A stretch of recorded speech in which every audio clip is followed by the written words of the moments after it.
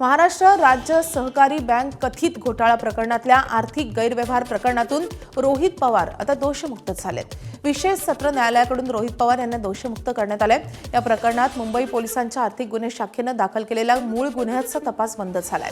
प्रकरण बंद करण्याची शिफारस करणारा आर्थिक गुन्हे शाखेने दाखल केलेला अहवाल विशेष न्यायालयाने स्वीकारला होता आणि त्यामुळे या गुन्ह्याच्या आधारे ईडीने दाखल केलेले प्रकरण कायम राहू शकत नाही असा दावा करून रोहित पवार यांनी दोषमुक्तीच्या मागणीसाठी विशेष न्यायालयात अर्ज केला होता। आपल्या विरुद्ध ईडीने केलेले आरोप हे खोटे असून खटला दाखल केला जाऊ शकत नाही असाही दावा रोहित पवारांनी अर्जाद्वारे केला होता।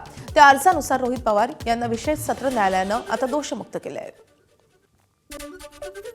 ईडीकडे पण आपण विषय मांडले होते, चर्चा केली होती, आमची एन्क्वायरी सुद्धा झाली होती, सगळे पुरावे तिथे दिले होते।